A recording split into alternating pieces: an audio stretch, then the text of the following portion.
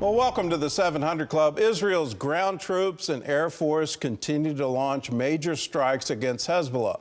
Their goal is to wipe out the terror group's presence in southern Lebanon. At the same time, Israel's preparing to retaliate against Iran for the massive missile strike this week. One possibility, attacking Iran's oil facilities. Paul Strand brings us the story from Jerusalem. Israeli jets are keeping up their strikes on Hezbollah in Beirut and its suburbs. One target was the terrorist group's intelligence headquarters, and one strike was meant to hit their reported new top leader as he met with other Hezbollah officers who have not already been taken out by other attacks. IDF troops in southern Lebanon are taking a heavy toll on Hezbollah fighters. The IDF estimates some 100 have been killed over the course of the last day. One of those was the Hezbollah officer responsible for the rocket attack that killed 12 children on a soccer field in the Druze community of Majd al-Shams this July.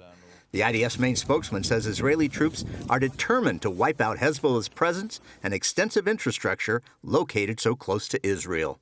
As part of our efforts to make sure that the residents of northern Israel can return to their home in safety and security without the threat of Hezbollah on their doorstep. And Israel launched an airstrike in the West Bank aimed at the local Hamas leader.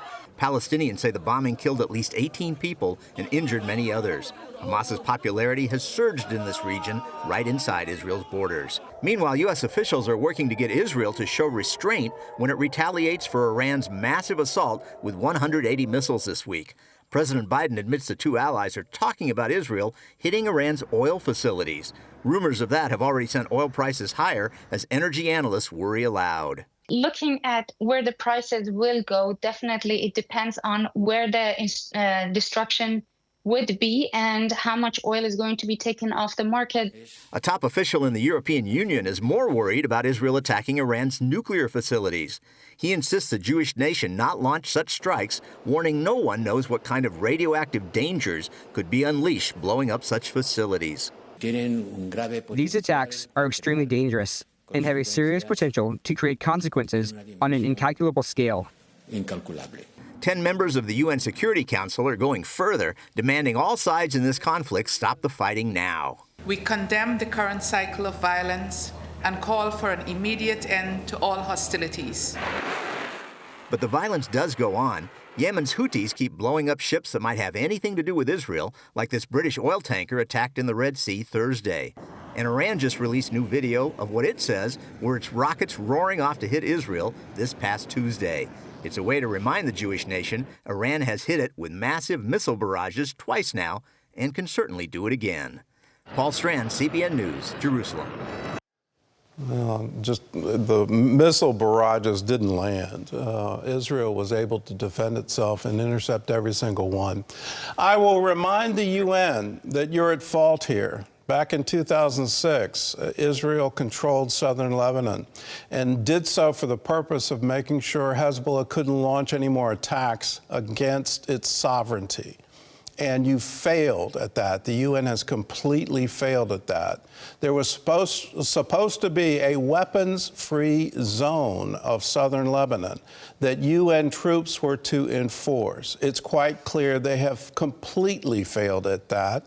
They've allowed these rocket launchers to be installed, these tunnels to be installed, for terror troops to be entrenched within the hills of southern Lebanon. And it all happened on their watch. Now, what nation is going to allow rockets to rain down on their civilians and not retaliate? It's absolutely absurd for the international community to condemn Israel in this and call for immediate ceasefires, and all of that be directed at Israel, and none of it directed at the controllers, whether it's Iran or Hezbollah or Hamas. They're all puppet states, or what the Houthis are doing. And can our State Department finally declare that they're a terrorist group? Under the Trump administration, that declaration was clear. Houthis are a terrorist group. Under the Biden administration, they removed that designation supposedly for humanitarian reasons. But here they are firing on international shipping. They're firing on U.S. Navy ships. Why in the world can we at least get the State Department to cooperate with our own Navy and protect our sailors? We need to enforce sanctions, embargoes. All of these things need to be brought to bear. But most importantly, we need to send a very clear message to all of the terror groups and to Iran. We stand with Israel.